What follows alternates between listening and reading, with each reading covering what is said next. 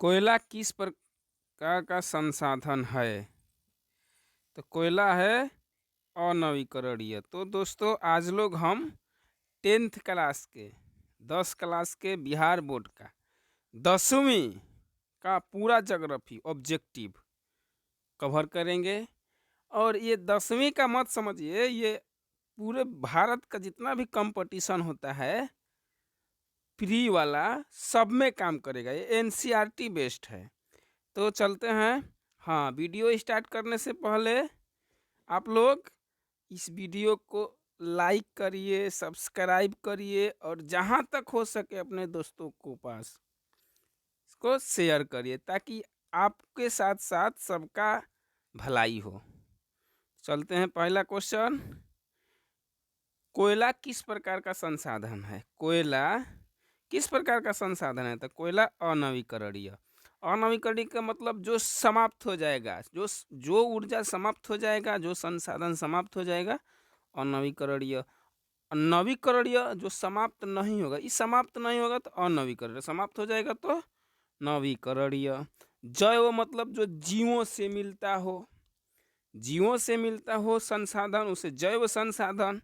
अजैव संसाधन जो निर्जीव पदार्थ से मिलता हो उसको अजैव संसाधन। आगे चलते हैं। आगे बोले सौर ऊर्जा कौन सा संसाधन है? अब देखिए, सौर ऊर्जा को खत्म नहीं होगा तो पुनः पूर्ति योग्य। सौर ऊर्जा क्या है? पुनः पूर्ति योग्य संसाधन। आगे आगे चलते हैं। क्या कह रहा है आगे? तट रेखा से कितने किलोमीटर की सीमा अपवर्जक क्षेत्र कहलाता है? तो 200 NM। 200 NM। चलिए आगे चलते हैं। आगे बोल रहा है डाकुओं की अर्थव्यवस्था। जो डाकू लोग है ना, पैसा को लूट लेगा। तो लूट लेगा तो क्या करेगा? विदोहन करेगा। तो क्या कर लेंगे? संसाधनों के अनियोजित विदोहन। जितना मर्जी उतना लूटेगा ना, उसमें लिमिटेशन थोड़े है, खूब लूटेगा। आगे नेक्स्ट क्वेश्चन देखते हैं। समुद्र क्षेत्र में राजनैतिक सीमा। राजनैतिक सीमा कहेगा तो 19.2 किलोमीटर। 19.2 किलोमीटर राष्ट्रीय संपन्नता में निहित है। 19.2 किलोमीटर, ठीक है।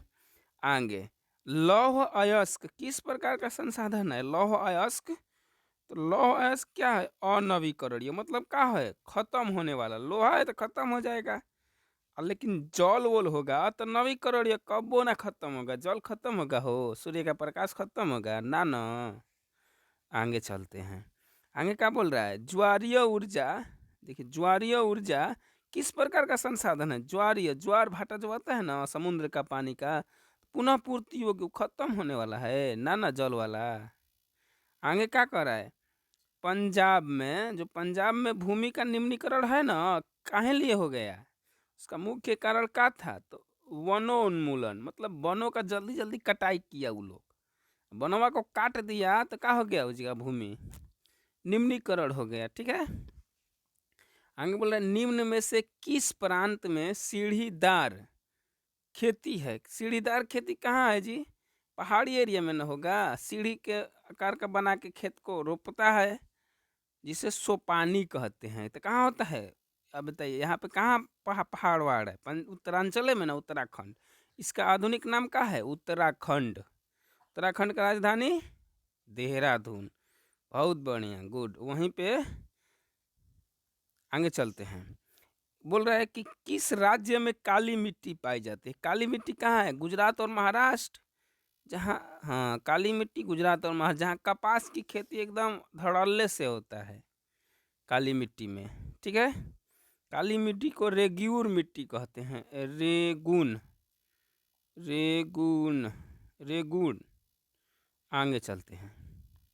अगला क्वेश्चन है पंजाब में, अभी बताएं, देखिए अभी बताएं हैं, आप लोग ध्यान दिए होंगे तो, पंजाब में भूमि निम्नीकरण का मुख्य कारण क्या है? अरे भाई, अधिक सिंचाई होगा हो। ऊपर क्या बता दिए थे? गलती बताए थे ना, ऊपर गलती बता दिए हैं। पंजाब वाला कहाँ है? पंजाब में यहाँ पे है ना, ये गलती बता दिए हैं। वनमूल नहीं, अधिक सिंचाई होगा, गलती दे रहा है। ग होगा आंसर। चलिए आगे चलते हैं। अभी ये वाला तो पक्का बताइएगा, सोपानी कृषि किस राज्य में है? सोपानी जो पहाड़ों पर होता है ना, उत्तराखंड। सीढ़ी नुमा खेत को बना के रोपनी सोहनी सब होगा। मरुस्थलीय मृदा का विस्तार कहाँ है? मरुस्थलीय मरुस्थल कहाँ फैला है जी? राजस्थान में ना। हाँ राजस्थान, ठीक, राजस्थान में थार मरुस्थल कहते हैं, जो भारत का सबसे बड़ा मरुस्थल है। मेढक के प्रजनन को नष्ट करने वाला, मेढक का प्रजनन कौन नष्ट करता है, किसके द्वारा नष्ट होता है? एड्रीन, एड्रीन। देखिए मेढक का प्रजनन नष्ट होगा एड्रीन से। बहुत बढ़िया। आगे, काली मृदा का दूसरा नाम क्या है? काली मृदा का अभी बताया ना, रेगूर मिट्टी, रेगूर। हाँ। आयु के आधार पर जलोढ़ मृदा को कितने भागों में बांटा गया है? आयु के आधार पे तो 2 भागों में जलोढ़ मृदा को, पुरानी जलोढ़ मिट्टी और नई जलोढ़ मिट्टी। आगे चलते हैं। काली मृदा किस फसल के लिए उपयुक्त है? काली मृदा अभी बताया ना, कपास के लिए। काली रेगूर मिट्टी कहाँ लिए अधिक उपयोगी है? तो कपास के लिए, गुजरात और महाराष्ट्र। दक्कन ट्रेड का निर्माण कैसे हुआ? दक्कन ट्रेड का निर्माण बताइए। तो दक्कन लावा के प्रवाह से, लावा के प्रवाह से। आगे, हमारे देश का कुल क्षेत्रफल, हमारे देश का कुल क्षेत्रफल कितना है? हमारे देश का कुल क्षेत्रफल कितना है? तो 32.8 करोड़ हेक्टेयर, 32,87,263 है ना, उसी को लिख रहा है 32.8 करोड़ हेक्टेयर। अगला क्वेश्चन, अगला क्वेश्चन बोल रहा है, बृहद क्षेत्र में जल, बृहद क्षेत्र में जल की उपस्थिति के कारण ही पृथ्वी को क्या कहते हैं? नीला ग्रह। पृथ्वी पर अधिक जल है, इसलिए पृथ्वी को क्या कहते हैं? नीला ग्रह। आगे बोल रहा है, कुल जल का कितना प्रतिशत भाग महासागर में, समुद्र में स्थित है? तो 96.6। देखिए 2.5%, देखिए 2.5% ही ऐसा जल है जिसको हम लोग पी सकते हैं। 2.5% जल को ही हम लोग पीने के लिए उपयोग कर सकते हैं, पीने के लिए, खेती करने के लिए, सबके लिए 2.5% जल। देख लीजिए 2.5% जल ही मीठा है, बाकी सब का है? खारा है। अब ये वीवीआई क्वेश्चन है भाई। बोल रहा है कि देश के बांध को किसने भारत की मंदिर कहा था? तो भारत के प्रथम प्रधानमंत्री थे, उनका नाम था पंडित जवाहरलाल नेहरू, वहीं देश के बांध को मंदिर कहे थे। आगे बोल रहा है, प्राणियों के शरीर में कितना प्रतिशत जल की मात्रा होती है? प्राणियों के शरीर में 65%, 65% प्राणियों के शरीर में। हम लोगों के शरीर में बिहार में अति जल दोहन से किस तत्व का संकेंद्रण बढ़ा है? आर्सेनिक, आर्सेनिक की मात्रा बढ़ गई है। अगला क्वेश्चन, अगला क्वेश्चन है कि लक्ष्मी सागर झील किस राज्य में है? लक्ष्मी सागर बिहार में है। कौन लवणीय झील है? बताओ लवणीय झील बताइए। लवणीय झील सांभर झील, सांभर झील। बहुत बढ़िया। गंगा नदी पर बना गांधी सेतु किस शहर में है? गंगा नदी पर गांधी सेतु कहाँ है? पटने में ना, पटना है। पटना को और क्या बोलते हैं उधर, उधर का है, उधर हाजीपुर, उन दोनों को रास्ता देता है, गंगा नदी पर बना है। ठीक है, गांधी सेतु। तो आगे चलते हैं, कौन सी नदी भ्रंश घाटी से होकर बहती है? भ्रंश घाटी से ताप्ती नदी। कौन सी नदी? ताप्ती नदी। आगे चलते हैं, कौन सी नदी प्रायद्वीपीय भारत की सबसे लंबी नदी है? प्रायद्वीपीय भारत की सबसे लंबी नदी गोदावरी। प्रायद्वीपीय भारत की सबसे लंबी नदी कहेगा तो गोदावरी, या भारत की लंबी नदी कहेगा तो गंगा। भारत की कहेगा तो गंगा, भारत की कहेगा तो गंगा। सिंधु जल समझौता कब हुआ? सिंधु भारत पाकिस्तान के बीच सिंधु नदी का बंटवारा के लिए एक समझौता हुआ, जिसके तहत ये निर्धारित किया गया कि 80% पाकिस्तान पानी ले जाएगा। 100 में से 80 लीटर पाकिस्तान ले जाएगा, 20 लीटर भारत के पास रहेगा। ठीक है, इस समझौता कब हुआ था? 1960 में। उसमें भारत का प्रधानमंत्री कौन था? बताइए बताइए। हाँ, पंडित जवाहरलाल नेहरू। सांगपो किस नदी का सांगपो, ब्रह्मपुत्र को सांगपो कहते हैं। कहाँ पे? तिब्बत में, तिब्बत में ब्रह्मपुत्र को सांगपो कहते हैं। आगे बोल रहा है, गरम जल का प्रपात गर्म जल का प्रपात कौन है? ब्रह्मकुंड। गर्म जल का प्रपात ब्रह्मकुंड। आगे बोल रहा है कोसी नदी का उद्गम, कोसी कहाँ से निकलती है जी? गोसाई धाम से। कोसी नदी गोसाई धाम नेपाल का बॉर्डर पर है, नेपाल में वजह से निकलती है कोसी नदी। और नेपाल से जब बाढ़ आता है तो पहाड़ पर है, धड़ल्ला से कुल कोसी नदी से होते हुए पानी बिहार में आ जाता है। बिहार में कहाँ आ जाता है? हर साल बाढ़ आ जाता है, इसलिए उत्तरी बिहार किससे तबाह है? बाढ़ से। अब आगे निम्न में से कौन सा वृक्ष शाखाओं के समान अपवाह स्वरूप प्रणाली को दर्शाता है? तो क्या है? द्रुमाकृतिक, द्रुमाकृतिक। बुल्लर झील, बुल्लर झील किस राज्य में है? जम्मू कश्मीर। बुल्लर झील जम्मू कश्मीर। नर्मदा नदी का उद्गम, नर्मदा नदी का उद्गम कहाँ है जी? नर्मदा नदी का उद्गम बताइए बताइए। अमरकंटक की पहाड़ी। नर्मदा नदी का उद्गम अमरकंटक की पहाड़ी। भारत में 2001 में भारत में 2001 में कितने प्रतिशत भौगोलिक क्षेत्र पर वन का विस्तार था? 19.7%, 19.7%, 19.27%। वन स्थिति रिपोर्ट के अनुसार भारत में वन का विस्तार है, भारत में वन का विस्तार 20.060% भौगोलिक क्षेत्र में। बिहार में कितने प्रतिशत भौगोलिक क्षेत्र पर वन का फैलाव है? 20%। बिहार में 20%। आगे कह है पूर्वोत्तर राज्यों में 188 आदिवासी जिलों में देश का कुल कितना प्रतिशत वन है? पूर्वोत्तर राज्यों में कहाँ पे? पूर्वोत्तर राज्य में 7 गो राज्य आता है, अरुणाचल प्रदेश, असम, मेघालय, मिजोरम, त्रिपुरा, यही सब आता है। तो कब कितना परसेंट वन है उसमें? 60%। 60 से भी अधिक है। अब बिहार में 20% है, सोच लीजिए। आगे देखते हैं आगे क्या बोल रहा है हो। आगे आगे बोल रहा है कि किस राज्य में वन का सबसे अधिक विस्तार है? किस राज्य में सबसे अधिक विस्तार है? एमपी में। वन संरक्षण एवं प्रबंधन की दृष्टि से वनों को वर्गीकृत किया गया।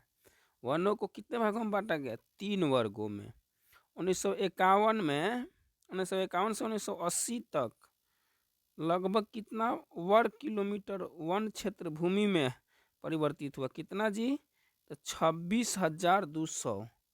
26,200। संविधान की धारा 21 का संबंध तो वन्य जीवों तथा प्राकृतिक संसाधन के संरक्षण से।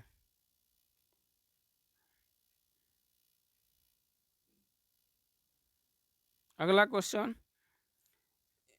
एएनजीओ की वानिकी रिपोर्ट के अनुसार 1948 में विश्व में कितने हेक्टेयर भूमि पर वन का विस्तार था? 4 अरब हेक्टेयर। कितना? 4 अरब हेक्टेयर। 4 अरब हेक्टेयर। आगे प्राकृतिक संसाधनों के संरक्षण 1968 में कौन सा कन्वेंशन हुआ? कौन सा? Wetland convention. Wetland convention. आगे बोल रहा है इनमें से कौन सा जीव जो केवल भारत में ही पाया जाता है? डॉल्फिन गंगा में पाई जाती है। डॉल्फिन केवल भारत के गंगा में पाई जाती है। ठीक है, जिसको जलीय जीव घोषित किया गया है भारत सरकार द्वारा, गंगा डॉल्फिन को।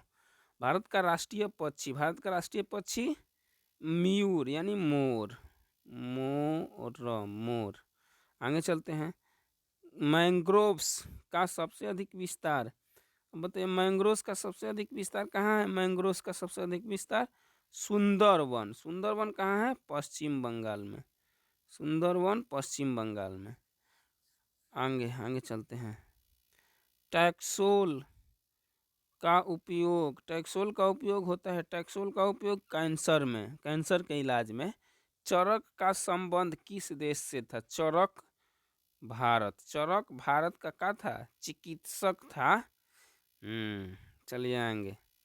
भारत में लगभग कितने खनिज पाए जाते हैं? भारत में कितने खनिज पाए जाते हैं? तो 100 गो। भारत में खनिज 100 गो। इनमें से कौन लौह युक्त खनिज का उदाहरण, लौह युक्त खनिज का उदाहरण है मैग्नीज। इनमें से निम्न में से कौन अत्यधिक खनिज का उदाहरण है, तो अभ्रक। अधात्विक, अधात्विक खनिज कहेगा तो अभ्रक, लौह युक्त खनिज कहेगा तो मैग्नीज, अधात्विक बिना बिना धातु वाला तो अभ्रक। आगे चलते हैं, आगे बोल रहा है किस खनिज को उद्योगों की जननी कहा जाता है, लोहा को। किसको, लोहा को उद्योगों की जननी कहा जाता है। लोहा को, लोहा ना रहेगा ना तो कौनो फैक्ट्री नहीं चलेगा। कौन सा लौह अयस्क, कौन सा लौह अयस्क एक प्रकार का क्या है, एक लौह अयस्क का एक प्रकार हेमेटाइट, लौह अयस्क का एक प्रकार हेमेटाइट। भारत में कौन भारत का सबसे बड़ा लौह उत्पादक राज्य है। लोहा सबसे अधिक कहाँ होता है, कर्नाटक में। सबसे अधिक लोहा कर्नाटक में। छत्तीसगढ़, छत्तीसगढ़ भारत का कितना प्रतिशत लोहा उत्पन्न करता है, छत्तीसगढ़ तो 20%। मैग्नीज उत्पादन में भारत का विश्व में स्थान, मैग्नीज में तीसरा विश्व में भारत का स्थान है। मैग्नीज में भारत का तीसरा स्थान। एक टन इस्पात बनाने में कितने मैग्नीज की उपयोग होता है, तो 10 kg। एक टन इस्पात बनाने में कितने मैग्नीज की आवश्यकता होती है, 10 kg। आगे चलते हैं,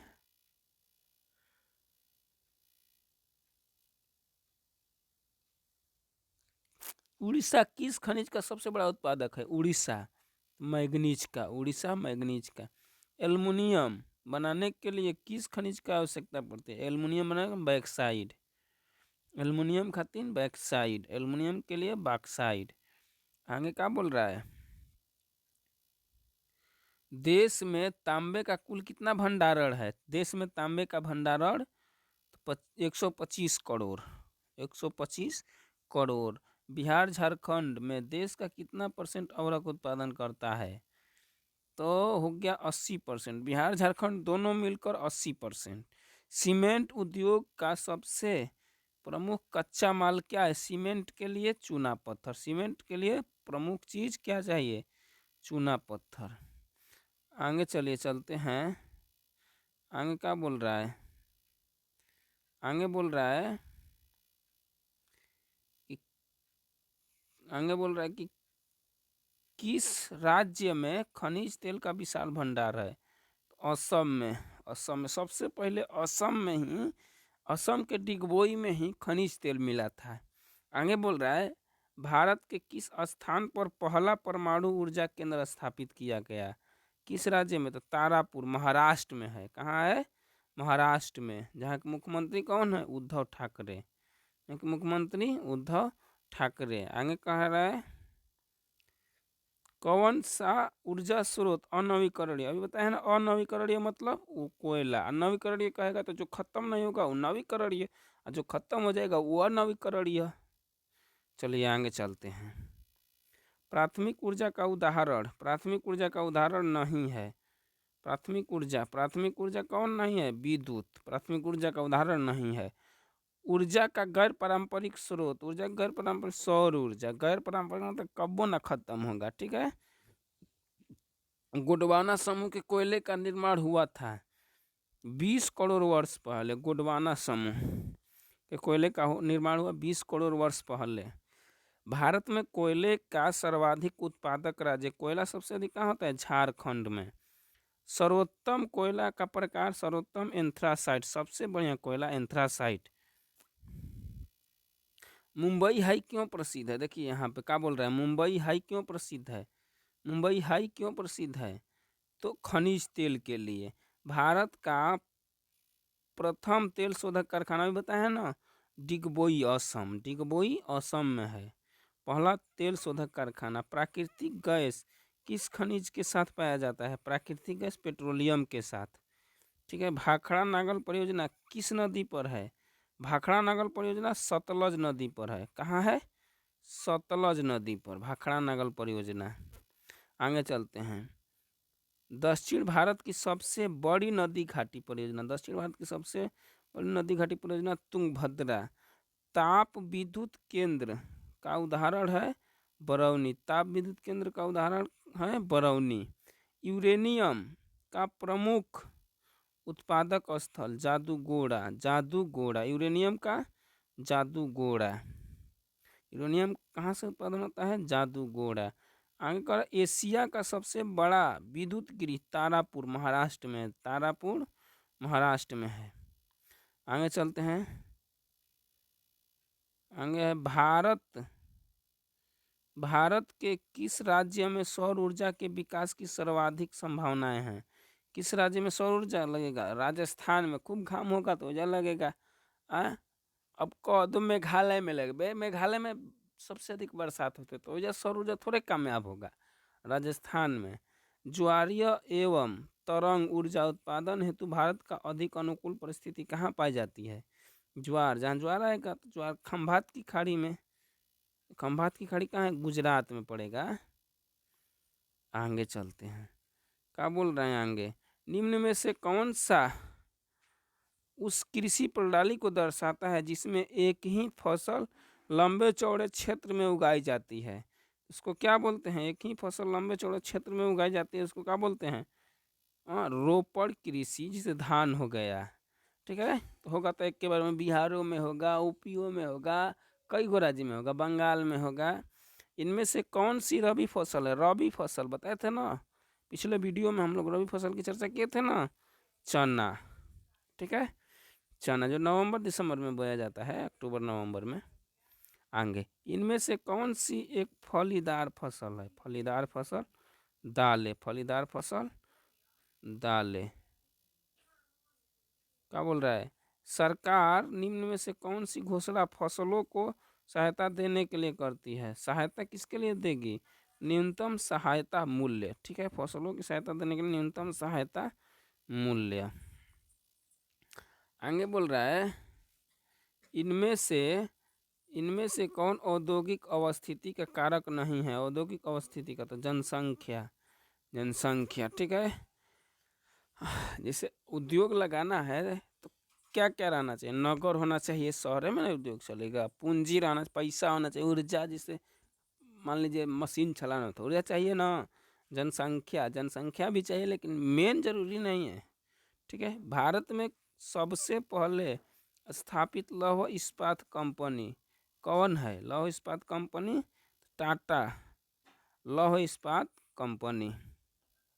अगला क्वेश्चन चलते हैं, पहली आधुनिक सूती निम्न मिल कहाँ मुंबई में स्थापित की गई थी? क्योंकि मुंबई एक पतन है, यह कपास उत्पादक के निकट है, मुंबई में पूंजी उपलब्ध है। आगे चलते हैं, आगे बोल रहा है कि निम्न में से कौन कृषि उद्योग कृषि पर आधारित नहीं है? कृषि पर आधारित नहीं है, कौन सा उद्योग?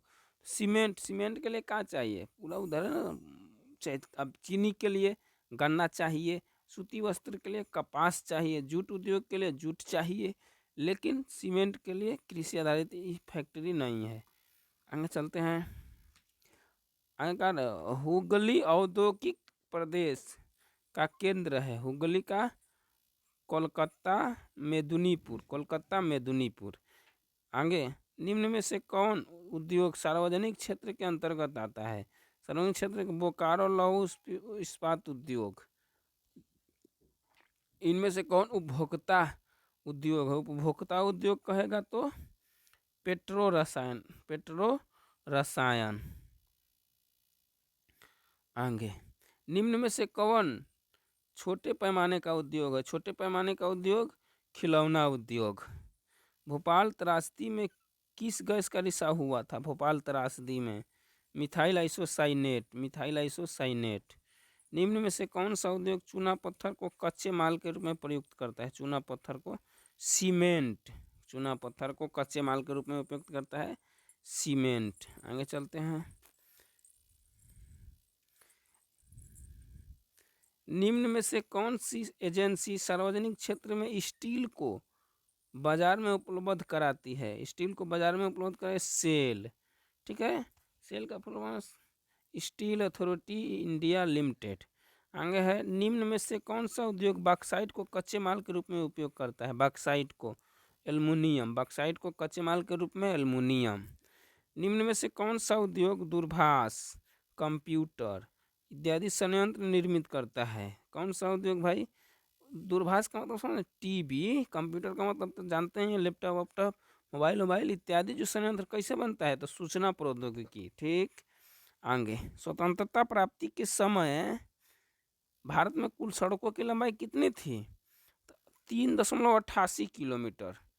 3.88 किलोमीटर, 3.88 लाख किलोमीटर, 3,88,000 किलोमीटर। ठीक है, सड़क का लंबाई। आगे देखिए, सड़क कई प्रकार का, पक्की सड़क, जीटी रोड।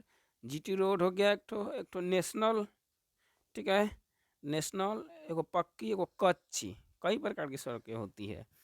तो स्वतंत्रता प्राप्ति के समय देश में कुल सड़कों की कुल लंबाई, अब देखिए स्वतंत्रता प्राप्ति के समय पूछ रहा है ना, 3,88,000 किलोमीटर, 3.88 लाख किलोमीटर। अब पक्की सड़कों की कुल लंबाई दृष्टि से प्रथम स्थान पर कौन सा राज्य है? महाराष्ट्र। पक्की सड़क कहेगा तो महाराष्ट्र। अब क्या कर रहा है, कौन सड़कों का एक वर्ग नहीं है? कौन है जी?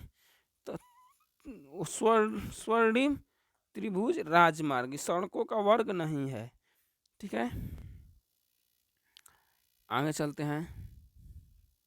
आगे क्या बोल रहा है, भारत के किन शहरों में मेट्रो रेल सेवा उपलब्ध है? अब तो बहुत जगह मेट्रो हो गया है, कलकत्ता और दिल्ली। पहले था, सबसे पहले मेट्रो की सेवा शुरू हुई थी कलकत्ता में, फिर दिल्ली में, अब तो हर जगह, बहुत जगह हो गया है अब मेट्रो की सेवा शुरुआत। फिर आगे चलते हैं, किस वर्ष इंडियन एयरलाइंस को इंडियन नाम दिया गया? इंडियन एयरलाइंस को इंडियन 2005 में। ठीक है, अब देखिए यहाँ पे मेट्रो की बात हो रही है, तो मेट्रो मन भारत में किसको कहा जाता है? श्रीधरन को, उनका नाम था श्रीधरन को भारत में मेट्रो मैन कहा जाता है। इंडियन एयरलाइंस को इंडियन कम नाम दिया गया 2005 में। आगे बोल रहा है, भारतीय अंतर्देशीय जलमार्ग प्राधिकरण का गठन किस वर्ष किया गया था? तो 1986 में, 1986। आगे बोल रहा है, इन्नौर पत्तन किस राज्य में स्थित है? इन्नौर पत्तन, पत्तन मतलब होता है कि समुद्री मार्ग से किसी चीज़ को लाना और ले जाना। तमिलनाडु में है इन्नौर पत्तन, तमिलनाडु। भारत को कुल कितने डाक क्षेत्रों में बांटा गया है? तो 8 भागों में। भारत को कुल 8 डाक क्षेत्रों में बांटा गया है। नेक्स्ट, देश में कितना विशेष आर्थिक क्षेत्र विकसित है? देश में 15 आर्थिक क्षेत्र विकसित है। फाल्टा विशेष आर्थिक क्षेत्र कहाँ स्थित है? फाल्टा पश्चिम बंगाल में, फाल्टा पश्चिम बंगाल में। निम्न में से कौन से दो दूरस्थ स्थित स्थान पूर्वी पश्चिमी गलियारे से जुड़े हैं? तो सिलचर तथा पोरबंदर। देखिए, दूरस्थ स्थित पूर्वी पश्चिमी गलियारा, पूर्वी पश्चिमी गलियारा सिलचर तथा पोरबंदर। निम्न में से कौन सा परिवहन का क्षेत्र साधन वाहनांतरण हानियों तथा देरियों को घटाता है? क्या? Pipeline, pipeline, pipeline. अगला क्वेश्चन, कौन सा राज्य हजीरा विजयपुर जगदीशपुर पाइपलाइन से नहीं जुड़ा है? तो महाराष्ट्र नहीं जुड़ा है, महाराष्ट्र। अगला, इनमें से कौन सा पतन पूर्वी तट पर स्थित है जो अंततः स्थलीय तथा अधिकतम गहराई के पतन तथा पूर्ण सुरक्षित है? तो विशाखापत्तनम। निम्न में से कौन सा परिवहन साधन भारत में प्रमुख साधन है? तो सड़क परिवहन। अगला क्वेश्चन है कि निम्न में से कौन सा शब्द दो या अधिक देशों के व्यापार को दर्शाता है? तो अंतर्राष्ट्रीय व्यापार, अंतर्राष्ट्रीय व्यापार। अगला क्वेश्चन है, बिहार में कितने प्रतिशत क्षेत्र में कृषि की जाती है? 60% क्षेत्र पर खेती की जाती है। राज्य के कितने प्रतिशत जनसंख्या कृषि कार्य में लगी है? तो 80%। देखिए, 60% कृषि भूमि पर खेती होती है, 80% लोग कृषि कार्य में लगे हैं। इनमें से कौन सा गन्ना उत्पादक जिला नहीं है? सब गन्ना कहाँ नहीं उत्पन्न होता है? मुजफ्फरपुर में गन्ना ना होता है, मुजफ्फरपुर में लीची होती है। बिहार के जूट उत्पादक में कौन है? तो गिरावट हो रही है, जूट उत्पादन में क्या हो रही है, गिरावट हो रही है।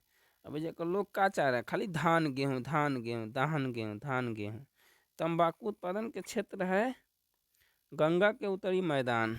कोसी नदी घाटी परियोजना कब प्रारंभ हुआ, कोसी नदी घाटी परियोजना 1954 में। गंडक परियोजना का निर्माण किस स्थान पर हुआ, गंडक परियोजना का निर्माण वाल्मीकि नगर, वाल्मीकि नगर। बिहार में नहरों द्वारा सर्वाधिक सिंचाई किस जिले में होती है, तो रोहतास, बताए थे पिछले वीडियो में हम लोग। रोहतास में सबसे अधिक नहरों से सिंचाई होती है, जिसके कारण वहाँ पे सबसे अधिक धान या चावल की खेती होती है। बिहार में सबसे अधिक चावल उत्पादन करता है रोहतास जिला, क्योंकि रोहतास में ही इंद्रपुरी बांध है। आगे चलते हैं। बिहार में नहरों द्वारा सर्वाधिक सिंचाई किस जिले में होती है, तो बताए हैं रोहतास में। बिहार में कुल कितने अधिसूचित क्षेत्र में वन का विस्तार है, तो 6374 किलोमीटर, यानी 6374 किलोमीटर। कुकेश्वर स्थान किस जिला में है, तो दरभंगा में कुकेश्वर स्थान। कांवड़ झील स्थित है, कांवड़ झील कहाँ स्थित है, तो बेगूसराय जिला में, बेगूसराय जिला में। संजय राष्ट्रीय उद्यान, संजय राष्ट्रीय उद्यान कहाँ है, तो पटना में। पटना के चिड़ियाघर का नाम है संजय राष्ट्रीय उद्यान। पटना जाइएगा तो कभी जाइएगा। बिहार में खनिज तेल मिलने की संभावनाएं हैं, कहाँ पे, गंगा के द्रोणी में। चूना पत्थर का उपयोग मुख्य रूप से किस उद्योग में होता है, चूना पत्थर का उपयोग बताया ना, सीमेंट के उद्योग में। आगे बोल रहा है पाइराइट खनिज है किसका, अधात्विक, पाइराइट खनिज है अधात्विक, ऊपर आया था ये भी। आगे बोल रहा है कि बिहार में सोना अयस्क से प्रति टन शुद्ध सोना प्राप्त होता है 0.1 से 0.6 ग्राम। कहलगांव तापीय विद्युत परियोजना किस जिला में है, तो भागलपुर, कहलगांव भागलपुर। कांटी तापीय विद्युत परियोजना कहाँ है, मुजफ्फरपुर कहाँ फेमस है, लीची के लिए।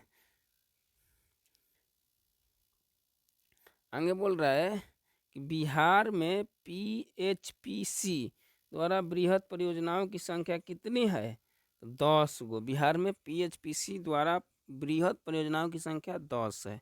आगे बोल रहे हैं बिहार में कार्यरत जल विद्युत परियोजनाओं में कुल विद्युत उत्पादन क्षमता कितनी है, तो 44.20 मेगावाट, 44.20 मेगावाट। आगे बोल रहा है अगला क्वेश्चन कि बिहार के किस शहर में कांच उद्योग स्थापित है, किस शहर में कांच है, तो हाजीपुर। सिगरेट का कारखाना कहाँ है, सिगरेट का कारखाना, तो मुंगेर में। रेल वर्कशॉप कहाँ है, rail workshop Jamalpur, rail workshop Bihar में जमालपुर। खाद कारखाना कहाँ है, बरौनी, खाद कारखाना बरौनी, जहाँ तेल का शुद्धिकरण भी होता है। बिहार में तेल का शुद्धिकरण बरौनी, खाद कारखाना बरौनी। अगला, किस नगर में कालीन तैयार होती है, तो ओबरा। अशोक पेपर मिल किस जिला में है, अशोक पेपर मिल समस्तीपुर, अशोक पेपर मिल समस्तीपुर। अगला क्वेश्चन बोल रहा है कि बिहार की पहली रेल लाइन थी कौन, बिहार की पहली ईस्ट इंडिया रेल मार्ग। पटना हवाई अड्डा का नाम जयप्रकाश अंतर्राष्ट्रीय हवाई पतन, पटना हवाई अड्डे का नाम जयप्रकाश अंतर्राष्ट्रीय हवाई अड्डा या हवाई पतन। अगला क्वेश्चन, ग्रांड ट्रंक रोड का राष्ट्रीय राजमार्ग संख्या कितना है, 2, NH2, जो बनारस, मोहनिया, सासाराम, गया, जो गया है ना उहे वाला रोडवा है, जो कलकत्ता से लेकर दिल्ली तक, पहले पेशावर तक, पाकिस्तान तक जाती थी, जिसे शेरशाह सूरी बनवाया है। ठीक है, पहले इसका मिट्टी उट्टी फेंका था सम्राट अशोक, लेकिन पक्कीकरण शेरशाह सूरी करवाया था। अगला क्वेश्चन है, बिहार में रेल परिवहन का शुभारंभ कब से माना जाता है, तो 1860 से। मध्य पूर्व रेलवे का मुख्यालय, पूर्व मध्य रेलवे पूर्व मध्य रेलवे का मुख्यालय हाजीपुर बिहार में है। एकमात्र रेल का मुख्यालय बिहार में ये वाला है, पूर्व मध्य रेलवे का मुख्यालय हाजीपुर। पूरे आगे भारत बिहार की सीमा में रेल मार्ग की कुल लंबाई कितनी है? बिहार की सीमा में 6283 6283 किलोमीटर बिहार के अंदर रेल मार्गों की कुल लंबाई। आगे बिहार में रज्जू मार्ग कहाँ है? बिहार में रज्जू मार्ग, बिहार में रज्जू मार्ग कहाँ है? बिहार बताइए बताइए बताइए। तो हाँ, राजगीर, रज्जू मार्ग राजगीर। मंदार हिल किस जिला में है? मंदार हिल भागलपुर। मंदार हिल किस जिला में है? भागलपुर। अगला क्वेश्चन, राष्ट्रीय पोत संस्थान पटना के किस घाट पर स्थित है? महेंद्रू घाट पर, महेंद्रू घाट पे। अगला क्वेश्चन, 2001 में बिहार की कुल जनसंख्या कितना था? 8 करोड़ से अधिक। अगला बोल रहा है कि 1991 से 2001 के दौरान बिहार की जनसंख्या वृद्धि दर है कितना? तो इनमें से कोई नहीं, मतलब उसका वृद्धि दर क्या था? 30% से भी अधिक था। अगला क्वेश्चन, बिहार में ग्रामीण आबादी कितनी है? 89.5%। और शहरी कहेगा तो 11.5%। शहर में कहेगा तो 11.5%, अब ग्रामीण कहेगा तो हाँ 89.5%। 2001 के जनगणना के अनुसार बिहार में प्रति वर्ग किलोमीटर कितने व्यक्ति रहते हैं? 2001 के जनगणना के अनुसार कर रहा था 881 व्यक्ति।